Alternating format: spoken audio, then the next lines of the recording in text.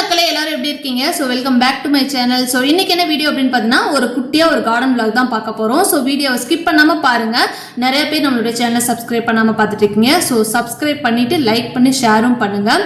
முக்கியமாக வந்து பார்த்தீங்கன்னா கமெண்ட் பண்ணுங்கள். ஏன் சொல்கிறேன் அப்படின்னா நிறைய பேர் வந்து பார்த்தீங்கன்னா நம்மளோட வீடியோ பார்க்குறீங்க, பட் கமெண்ட் பண்ண மாட்டேங்கிறீங்க. ஸோ கமெண்ட் பண்ணிங்கன்னா தான் நம்மளுடைய சேனலில் எதுவும் நிறை குறை அந்த மாதிரி எதுவும் தான் எனக்குமே தெரியும். நானும் வந்து சின்ன சின்ன விஷயங்களை மாற்றிக்கிறக்கும் எனக்கும் வந்து கொஞ்சம் ஹெல்ப்ஃபுல்லாக இருக்கும். அதுக்காக தான். ஸோ ப்ளீஸ் கமெண்ட் பண்ணுங்கள். ஸோ இப்போ வாங்க வீடியோக்குள்ளே போகலாம். ஸோ கார்டன் vlog அப்படின்னோடனே நிறைய செடியெலாம் வச்சுருக்க போகிறா, நம்ம காட்ட போகிறா அப்படின்னு ரொம்பவும் எக்ஸ்பெக்ட் பண்ணிடாதீங்க. ஸோ எங்கள் வீட்டில் இருக்கிற செடி, அதாவது நாங்கள் வர்றதுக்கு முன்னாடியே வந்து பார்த்திங்கன்னா இந்த செடியெலாம் வந்து அவங்க நட்டு வச்சுருந்தாங்க. அதை நான் ஓரளவுக்கு பராமரிப்பு பண்ணி தான் மரமாக வந்தது இந்த ஒரு 2-3 இயர்ஸ்க்குள்ளேன்னு வச்சுக்கோங்களேன். இது வந்து பார்த்திங்கன்னா மாதுளம் செடி, மாதுளம் மரமாக இப்போ இருக்குது. நான் இருந்தப்போ ஓரளவுக்கு செடி மாதிரி தான் இருந்தது. இப்போ வந்து பார்த்திங்கன்னா மரமாக வந்திருக்கு. ஆனால் இதில் என்ன பிரச்சனை அப்படின்னு பார்த்தீங்கன்னா ஒரு மாதிரி பூச்சி மாதிரி வச்சுருதுங்க. எல்லா பழமும் வந்து பார்த்திங்கன்னா வெள்ளை வெள்ளையாக பூச்சியாக இருக்குது. என்னன்னே தெரியல. ஆக்சுவலி இதுக்கு என்ன உரம் போடணும் அப்படின்னு தெரியல. ஒரு 2 தடவை ஒரு சில பேர் ஒரு சில விஷயங்களை வந்து சொன்னாங்க. அதை நாங்கள் செடிக்கு போட்டோம். ஆனால் போட்டாலுமே வந்து பார்த்திங்கன்னா இப்படி தான் இருக்குது. இதில் இன்னொரு விஷயம் என்ன அப்படின்னு பார்த்தீங்கன்னா இந்த செடிக்கு உரம் போட்டாலுமே அது வந்து அது என்னன்னே தெரியல. இப்போ நீங்கள் பார்த்தீங்கன்னா அந்த வீடியோவில் தெரியும், இந்த மாதிரி வெள்ளை வெள்ளையாக பூச்சி மாதிரிக்கு வந்து அந்த பழம் ஃபுல்லாகவே படிஞ்சிருது. அப்படி இல்லாமல் ஒரு சில பழங்கள் வந்தால் கூட எங்கள் வீட்டில் வந்து பார்த்திங்கன்னா இந்த அணில் தொல்லை தாங்கவே முடியாதுங்க. சரி, தாங்க முடியாதுங்கிற காட்டிலும் பாவம், அதுக்குன்னு சாப்பாடு நம்ம எதுவும் செய்கிறதுலாம் கிடையாது. பாவம் அது என்ன செய்யும், அது அந்த மாதிரி விஷயங்களை தான் சாப்பிட்டு வளரும். ஸோ அந்த அணில் வந்து பார்த்திங்கன்னா நம்மளுக்கு ஒரு பழத்தை கூட விட்டு வைக்காது. இந்த மரத்திலே அந்த பெரிய பழம் தான் இந்த பார்த்தீங்களா எப்படி சாப்பிட்டுட்டு போயிருக்குதுன்னு, ஒரு பழத்தை கூட விடாதுங்க. இது மட்டும் கிடையாது, இது ஒன்று தான் கிடையாது. இந்த மரத்திலே அவ்வளோ பழங்கள் இருக்குது. அதாவது மாதுளம் பழம் நிறைய இருக்கும், குட்டி குட்டி. அங்கே பாருங்க, எல்லாத்தையுமே சாப்பிட்ரும், ஒன்று கூட விட்டு வைக்காது. இதனாலே வந்து பார்த்திங்கன்னா சில நேரம் வந்து சரி ஒன்று நாள் நம்ம பறிக்கலாம் அப்படின்னு நினச்சி நம்ம ஏதாவது அதை பாதுகாப்பு பண்ணி வச்சாலும் அது வந்து நம்மளுக்கு கிடைக்காது. ஏன்னா நம்மளோட அணில் சார் வந்து சாப்பிட்டுட்டு போயிடுவாரு. சரி பரவாயில்ல அப்படின்னு விட்டுறது தான். ஸோ நம்ம வீட்டில் வந்து பார்த்திங்கன்னா மொத்தம் 2 தென்னை மரம் இருக்குது. இது 2 தென்னை மரமே ரொம்ப வருஷமாக இருக்கிற மரம் தான், அதுவும் இருக்குது. ஸோ அது கீழே வந்து பார்த்திங்கன்னா சின்ன சின்ன செடிகள் வந்து பார்த்திங்கன்னா அதாவது இந்த குப்பைமேனி செடி, இந்த அம்மன் பச்சரிசி, அதான் எனக்கு தெரிஞ்ச சொல்கிறேன். தப்பாக இருந்தால் வந்து கமெண்ட்டில் சொல்லிடுங்க. இது அந்த செடி இல்லை அப்படின்னாலும் சொல்லுங்கள்.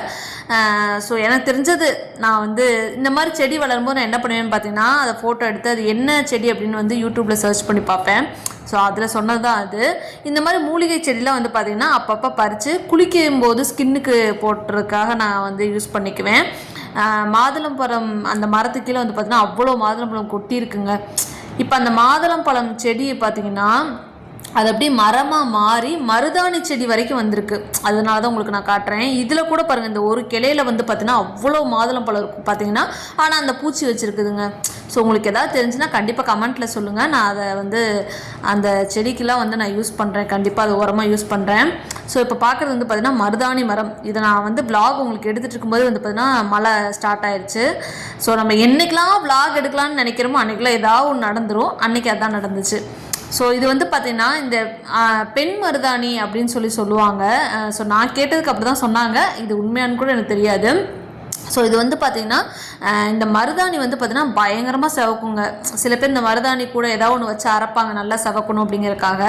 ஸோ நான் வந்ததுலேருந்து நிறைய தடவை வச்சுருக்கேன். ஆனால் ஒரு தடவை கூட அந்த செவக்காமப்பில் சூப்பராக செவக்கும் இந்த மருதாணி. ஆனால் இது பெண் மருதாணின்னு சொல்கிறாங்க. அது உண்மையாக இல்லைன்னு அப்படின்னு கமெண்ட்டில் சொல்லுங்கள்.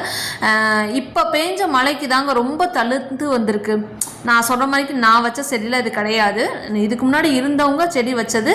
ஆனால் நான் வந்தப்போ வந்து பார்த்திங்கன்னா குட்டி குட்டி செடியாக இருந்தது. இப்போ கொஞ்சம் நல்லா இந்த ஒரு நான் வந்து சொல்லி பார்த்தீங்கன்னா இந்த 3 இயர்ஸ்க்குள்ளே ஓரளவுக்கு எல்லாமே நல்லாவே மரமாக வந்து வந்துகிட்ருக்கு. ஸோ இது வந்து மருதாணி செடி. ஸோ அடுத்ததாக வந்து பார்த்திங்கன்னா இந்த பக்கம் வந்து பார்த்திங்கன்னா இன்னொரு தென்னை மரம் இருக்கும். இதில் வந்து பார்த்திங்கன்னா நிறைய தேங்காய் விழுந்துக்கிட்டு இருக்கு அப்படிலாம் நினைக்காதீங்க. ஆக்சுவலி இந்த மரத்தில் விழுந்த தேங்காய்லாம் எங்கே விழுந்திருந்தது அப்படின்னு பார்த்தீங்கன்னா எங்கள் வீட்டுடைய இந்த மேலே பார்த்திங்கன்னா மாடி மாதிரி இருக்கும். இந்த இடத்துல வந்து இப்போ நான் உங்களுக்கு காட்டுறேன் பார்த்திங்களா, இந்த இடத்துல தான் வந்து இந்த கீழே விழுந்த தேங்காய்லாம் கடந்தது. ஆக்சுவலி நேற்று வந்து பார்த்திங்கன்னா க்ளீன் பண்ணலாம், டேங்கை க்ளீன் பண்ணலான்னு மேலே ஏறும்போது இந்த தேங்காய்லாம் அங்கே விழுந்து கிடந்தது. என் ஹஸ்பண்ட் எடுத்து கீழே போட்டு வச்சுருக்காரு. ஆக்சுவலாக வந்து இதுக்குள்ளே வந்து இந்த கொப்பரை தேங்காய்னால அப்படியே போட்டு வச்சுருக்கோம். ஸோ சைடில் வந்து பார்த்திங்கன்னா இந்த செடி முளைச்சிட்ருக்குங்க. இதை பார்த்தா கொய்யா மரம் செடி மாதிரி இருக்குது. ஆனால் இதுதானாங்கிறது உண்மையிலே எனக்கு தெரியல. உங்களுக்கு தெரிஞ்சதுன்னா கண்டிப்பாக கமெண்டில் வந்து மறக்காமல் என்கிட்ட சொல்லுங்கள். ஸோ இந்த தேங்காய்லாம் வந்து பார்த்திங்கன்னா எடுத்து வைக்கணும். ஹவுஸ் ஓனர் கொடுத்தாலும் கொடுத்துருவோம், அவங்கள்ட்ட கொடுக்கணும். ஸோ அடுத்ததாக வந்து பார்த்திங்கன்னா இது வந்து மாமரம். இந்த மாமரத்துலேயும் வந்து பார்த்திங்கன்னா சேம் அந்த மாதுளை மரத்துக்கு இருந்த அதே பிரச்சனை தான் இந்த மாமரத்துலேயே இருக்குது. என்ன அப்படின்னு பார்த்தீங்கன்னா இது பெரிய மரம், ஆக்சுவலி நல்ல பெரிய மரம். ஆனால் வந்து என்ன அப்படின்னா இது மாம்பழ சீசன் உங்களுக்கே தெரியும். ஆனால் ஒரு மாம்பழம் கூட வைக்கல. ஏன் அப்படின்னா நான் வந்து அதுக்கப்புறம் வந்து பார்த்திங்களா எவ்வளோ பூச்சி இருக்குது பாருங்கள். இந்த மாதிரி தான் மரம் ஃபுல்லாகவே ஆயிடுச்சு. இது வந்து நிறைய பேர் என்ன சொன்னாங்கன்னா நீங்கள் வந்து வெட்டி விட்டுருங்க அப்படின்னு.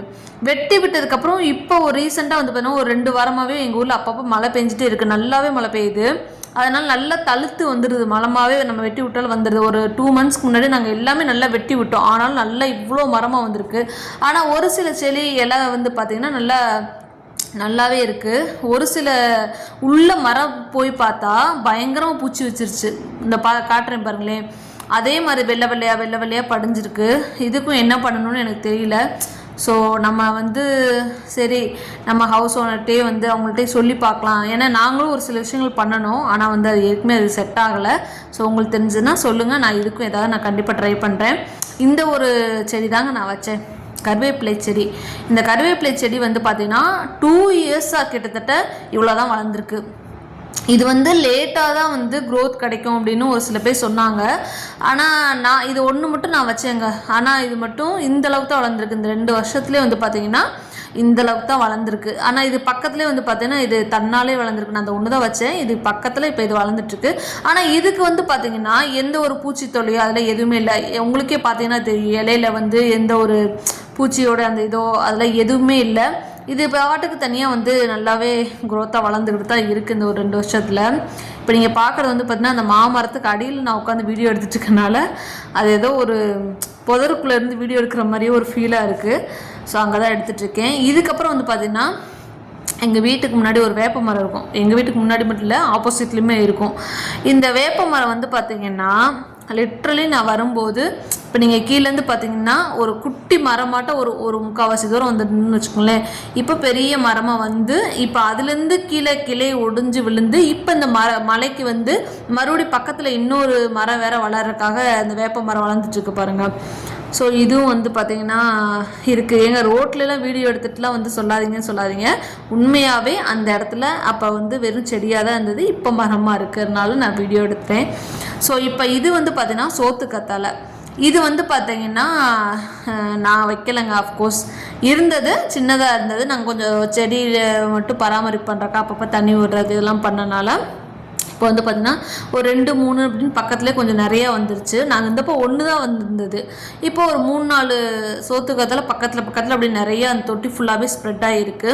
இதுவும் நல்ல க்ரோத்தாக இருக்குது, எந்த ஒரு பூச்சி தொல்லையோ அதில் எதுவுமே இல்லை, சூப்பராக இருக்குது. அது நம்ம ஃபேஸ்க்கு அப்ளை பண்ணும்போதோ அல்லது ஹேருக்கு அப்ளை பண்ணுறதுக்கெலாம் வந்து நல்லாவே யூஸ்ஃபுல்லாக இருக்குது. ஆனால் இதுக்குன்னு பார்த்தீங்கன்னா எனக்கு தெரியல, ஒருவேளை இதுக்கு எதுவுமே போடாமல் இருந்தாலும் இப்படி தான் இருக்குமாங்கிறதே எனக்கு தெரியாது. பட் இதுக்கு நான் வந்து பார்த்தீங்கன்னா இந்த சோத்து கத்தாழைக்கு வெறும் தண்ணி மட்டும்தான் லிட்டரலாக ஊற்றுறேன், அதுதான் உண்மை. ஸோ நான் வந்து ஒரு 3-4 வீடியோஸ்க்கு முன்னாடி வந்து பார்த்திங்கன்னா வெண்ணெய் எடுக்கிற மாதிரியான ஒரு வீடியோ போட்டிருந்தேங்க. அதாவது அந்த பால் ஆடை எடுத்து வச்சு வெண்ணெய் வந்து உருக்கிற மாதிரி ஒரு வீடியோ போட்டிருந்தேன். அதில் வந்து ஒருத்தவங்க கேட்டிருந்தாங்க, எப்படிங்க்கா வந்து கரெக்டாக அந்த நெய் பக்குவம் வந்து தெரிஞ்சுக்கிறதுன்னு கேட்டிருந்தாங்க. ஸோ அவங்களுக்காக தான் இந்த வீடியோ வந்து நான் எக்ஸ்ட்ராவாக இந்த கார்டன் வ்ளாகில் வந்து ஆட் பண்ணியிருக்கேன், அவங்களுக்காகத்தான். இது வந்து பார்த்திங்கன்னா நம்ம பால் ஆடை எப்பயும் போல் எடுத்து வைக்கிறது தான்.